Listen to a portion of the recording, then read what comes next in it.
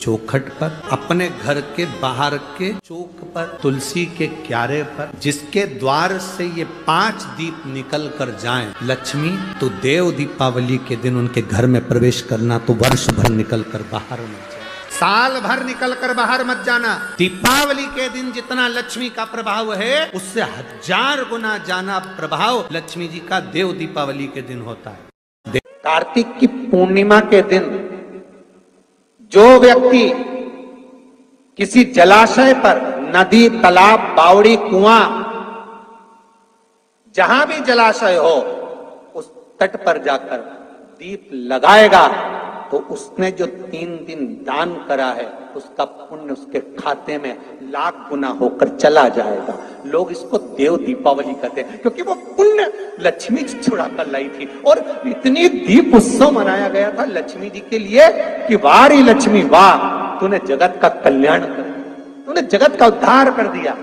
इसीलिए दीपावली से ज्यादा महत्व देव दीपावली का, कार्तिक पूर्णिमा का।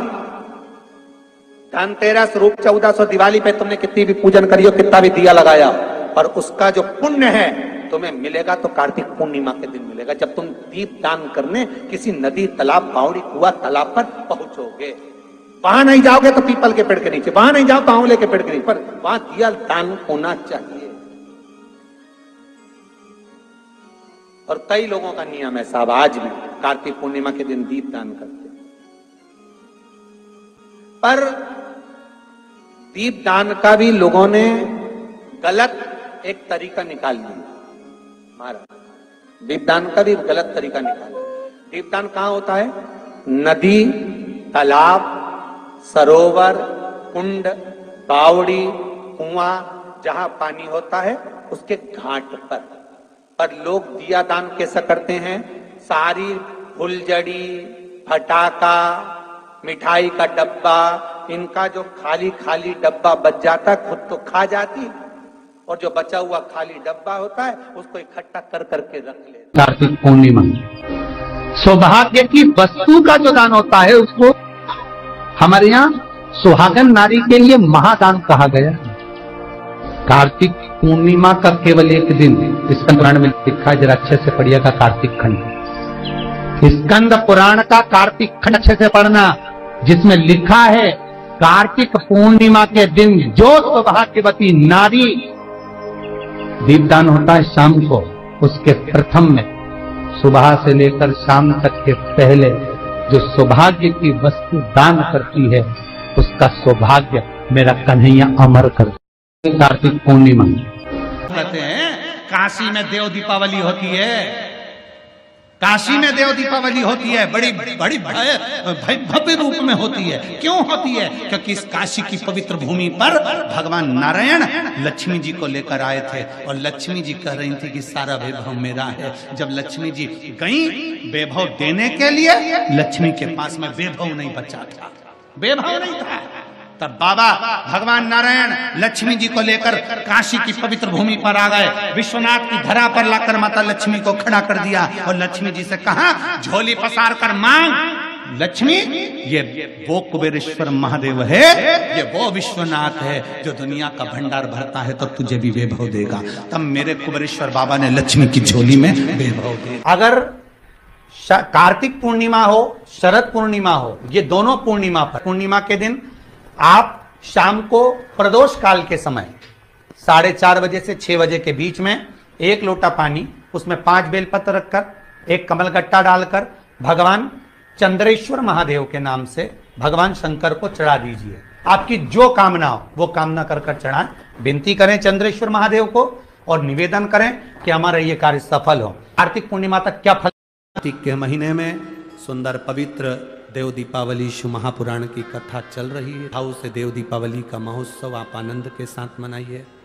कार्तिक पूर्णिमा की देव दीपावली का स्मरण रहता है, बड़े भाव से आनंद से आप करिए, छबिए और दिल से करिए। बाबा की जितनी दिल से आह्वान कर सकते हो, आराधना कर सकते हो करो, प्रार्थना करो बाबा से, बाबा आपको स्वीकार करो। फूल से भी 1 बेलपत्र अशोक सुंदरी के स्थान पर कोई कुंवारा व्यक्ति जिसकी शादी नहीं हो रही, 40 साल का हो गया, ब्याह नहीं हो रहा, संबंध नहीं आ रहा है। बेटा बेटी एक बेलपत्र, जिस बेलपत्र की नोक डंडी जहां से पानी बहता है उस ओर हो और पत्ती का मुंह महादेव की ओर हो, अशोक सुंदरी की जगह पर अगर समर्पित कर दे तो अगले वर्ष की देव दीपावली के पहले उसका संबंध और शादी हो जाती है। देव दीपावली का दिन हो, 7 पुष्प, कितने फूल? 7 पुष्प।